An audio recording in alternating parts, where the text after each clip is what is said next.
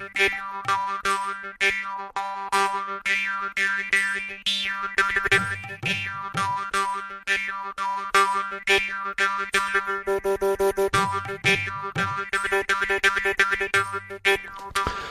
to this episode of The Good, The Bad and the Odd with your host Mark. This is an odd one out.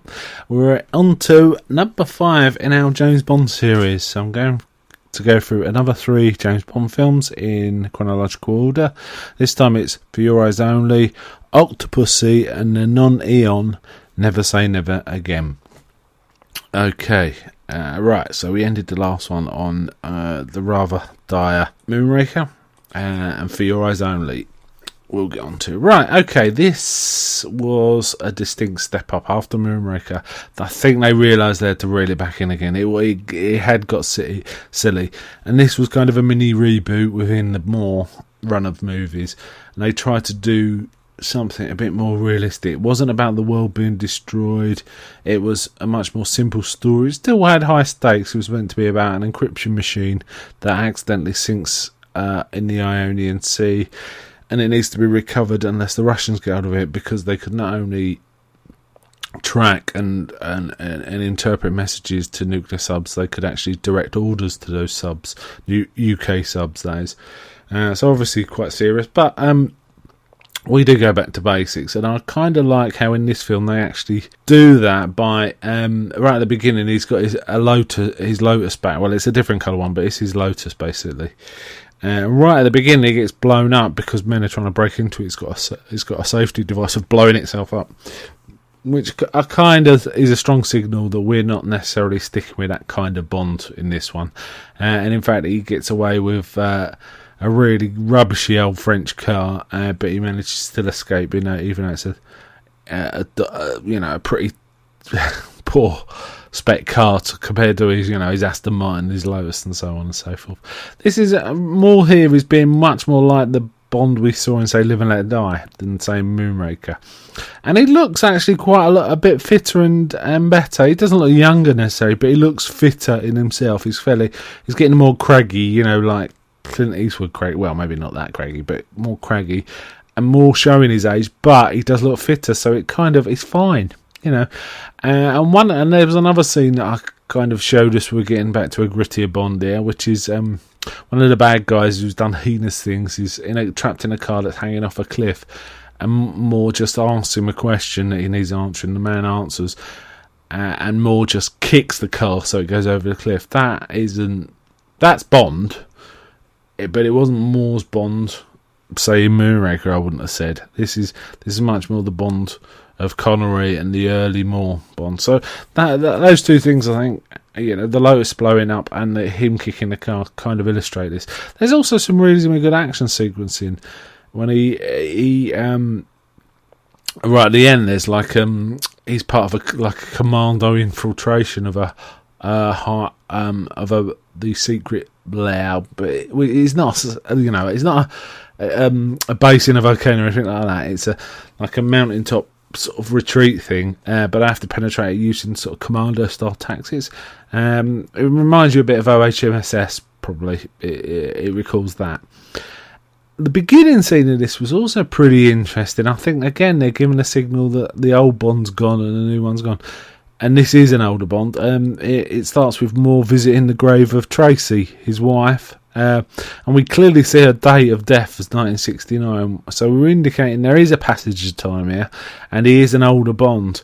And the villain did dispatch him, while it's not explicitly named, and I think that was probably for some sort of copyright reasons or something to do with a court case involving Kevin McClory and the rights to Thunderball and stuff like that. It's clearly Blofeld, they just don't name him. He's a bald guy in a wheelchair. And he gets Bond gets in a helicopter, and this Blofeld takes control of it. But Bond dispatches him in a kind of fun but quite brutal way. So again, I think that's a signal we're moving on from that point. There's a few dodgy scenes in this. There's a really painful scene where Bond has to go into a room with Q to identify one of the bad guys, and they go on about using a high-tech computer. But if you look at the computer screen, it uses graphics that look like they should be part of Hitchhiker's Guide to the Galaxy, the old BBC show. Which in that show the graphics were great, but in this it looks really bad, and it feels like a completely unnecessary scene. They really should be, describe it here or use some other mechanism for a computer to do it, and do it in a minute. Don't do it in 5 minutes. It makes it creaky. The female lead's kind of attractive in it. Again, this follows my general complaint that some of the more ladies are not that sexy. They're kind of severe and a bit masculine, really. She's attractive, but she's not sex appeal kind of thing. She's a bit antiseptic, I find. And then there's another really, really painful scene right at the end where basically Bond has to talk to Margaret Thatcher, and it's a Margaret Thatcher impersonator who was famous in this country as Janet Brown. And it's her as Margaret Thatcher talking to him, and it's like, oh God, this is terrible. And she ends up talking to a parrot who says, give us a kiss, and things like this. It's really horrible. It's a really terrible scene. However, what else is the problem? He's a bit... Right, I've mentioned he's old, which is fine, but he's a bit old for both. Let's think. There are 3 love interests in this film. One of them is fine with. But there's the main one who's called Melina, he's a little old for. And there's another one called BB who's like an ice skater. She looks about 15, and it looks very unsuitable when she kind of comes on to him. But thankfully the script acknowledges he's a lot older than her, and he acts fatherly rather than seductive towards her, which is a relief. That really wouldn't have looked good if they'd have gone that way, but I'm sure they intended that. There's also another sort of interesting factoid about this film. There's one of the Bond girls who's called Liesl, I can't say that probably, Liesl, played by Cassandra Harris, who was Pierce Brosnan's wife at the time. She's unfortunately passed away, but she was Pierce Brosnan's wife, and she actually introduced Pierce Brosnan to Cubby Broccoli on the set when he was visiting her. So there's a little interesting factoid. Theme song's okay. It's interesting. This is, I think, is the only time we actually see one of the singers on the credits, or see one of the singers at all. Sheena Easton did the song, and she was actually present in the opening credits. You saw her singing, and I think that's probably because Sheena Easton's quite a good-looking woman back then. And so she sorted the whole Bond ethos. It wasn't a great Bond, but it was definitely a step up from Moonraker. I'll give it 63 out of 100. It may have scored a little more of some of those terrible scenes of Thatcher and facial recognition scene that goes on way too long. This also continues a weird trend of Q being like a field agent, field support, which is really odd. Anyway.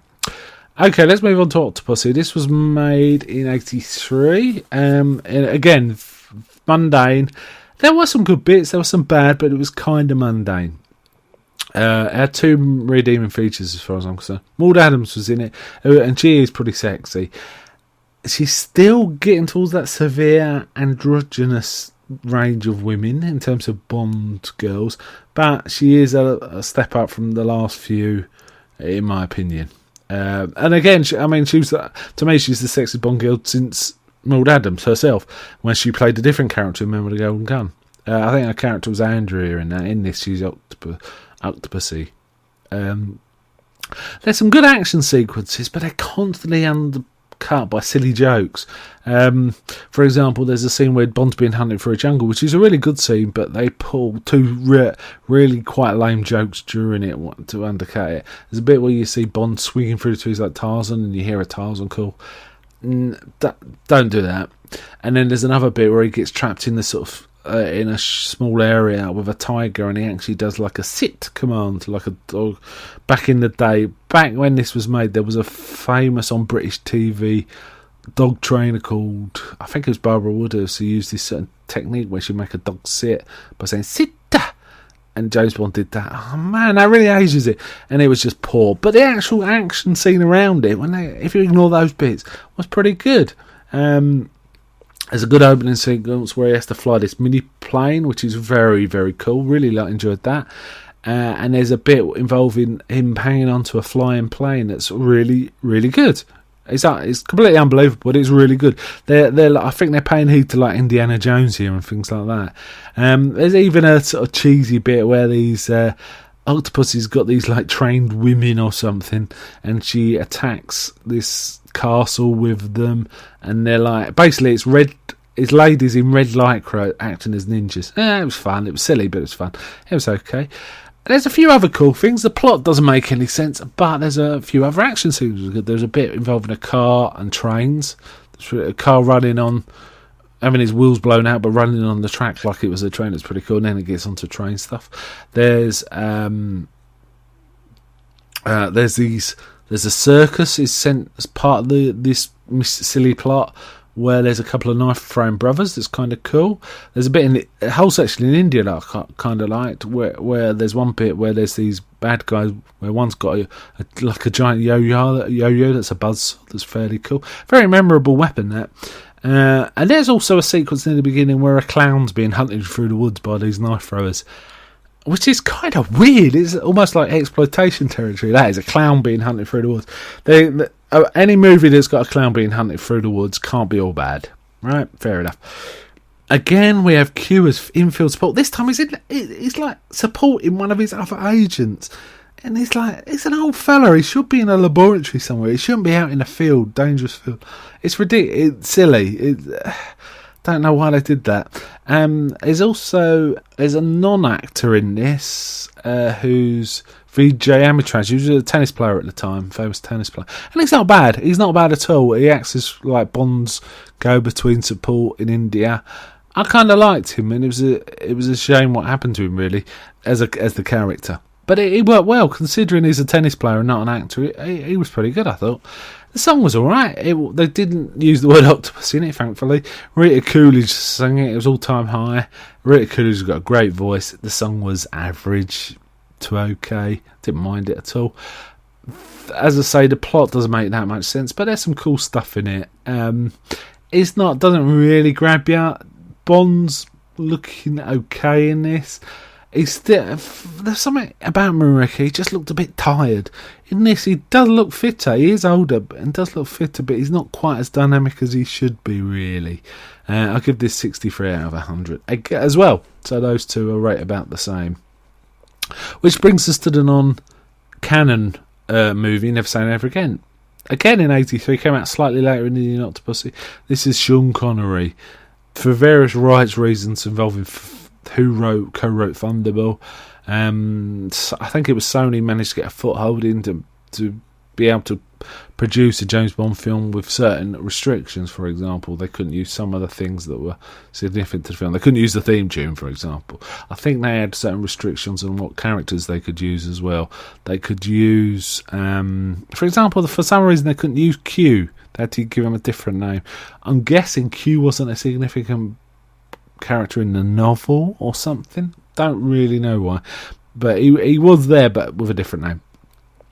Right, Never Say Never Again. The title's actually based on an anecdote that one Connery signed off Diamonds Are Forever. He said the words "never again," and they're kind of playing with this in this title of this film. And it is a remake of Thunderball.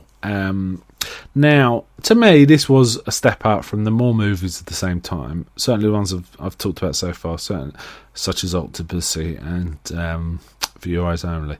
Now, Connery's the same age as Moore, but he does look better. And he's often in bare torso and in swimming trunks and stuff, and he does look pretty good for his age. So he's more credible as an action hero. You can kind of see why women still fancy him. You can see why he would be able to beat someone in a fight and stuff like that. It certainly got a lot more pizzazz, I think, than Moore's films for various reasons. It's directed reasonably well by Irving Kershner, who also directed The Empire Strikes Back, believe it or not. Kim Basinger's the main female lead, Domino. She's alright. She just looks a little young for him, but it just about works. What I do like is what they've done with the other characters. M is like this. He's mad as a brush. Edward Fox, like telling Bond off and being very vocal about it, and Bond just kind of shrugged it off, not really bothered.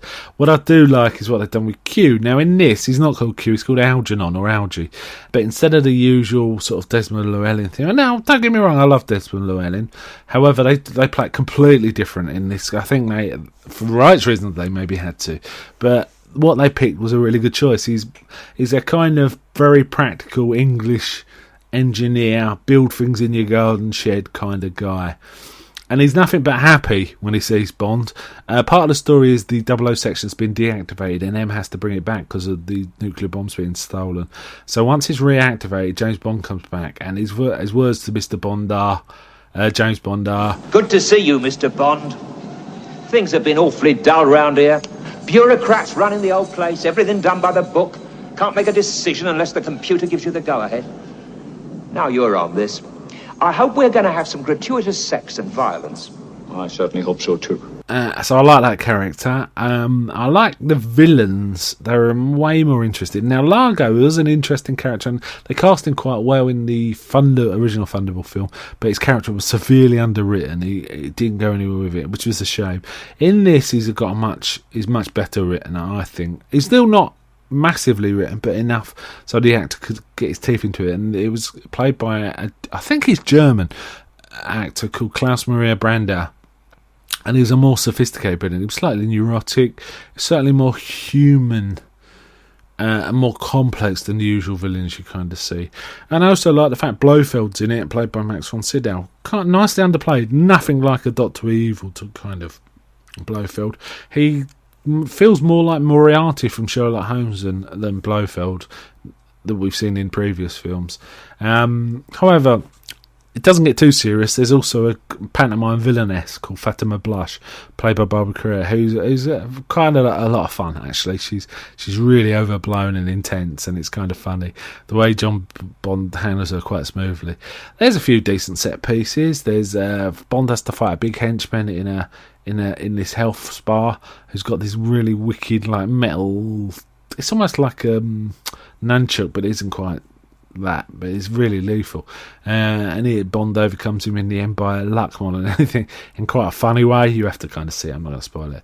And there was also, he had a cool motorbike, which is kind of cool to see James Bond on a motorbike. I don't think he's done a motorbike in any of the films before this. I know he does at least once in one of the films after.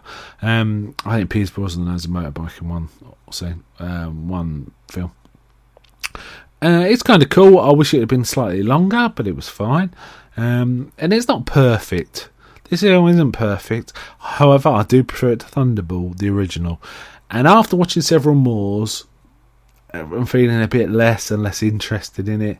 I was really pleased to see Connery back, and he's still got the glint in the eye. He's still quite a charmer, and it kind of made me realise why I like Connery. Connery's my favourite Bond, and I think Connery's pretty much everyone's favourite Bond. Even Roger Moore says on the documentary, what was it called? Everything or Nothing. There's a documentary about the Bond through the years. Even Roger Moore says Sean Connery's the best James Bond. Of course he is. It's because he's likeable. In this character, he's likeable. You like watching him. You are interested in him. You can understand why women go for him. You can understand how he's got both the brains and the ability to sort of get his way out of stuff. He's got a lot of charisma and charm. From this era, I've been thinking about this, from the era this was made, there's very few actors who could pull that off. I can't think of any English ones. I could think of one American one other than Connery. Apart from no English ones. British ones, I should say. British ones apart from Connery. I can think of one American one from this era, and that would be Burt Reynolds. He's got the same kind of easy charm, and you like seeing him on the screen because of that. And I have trouble thinking of anyone like that around now, but I'm sure there are, but I just can't think of any. It's not a perfect film. It's fun, it's engaging. Connery really elevates it, just being present, and to me this is better than Thunderball. I prefer this version to the original. I find the original Thunderball a bit dull and plodding. This one was a lot more dynamic. Oh, and there's even a brief appearance by Rowan Atkinson doing like a comedy uptight British Embassy guy.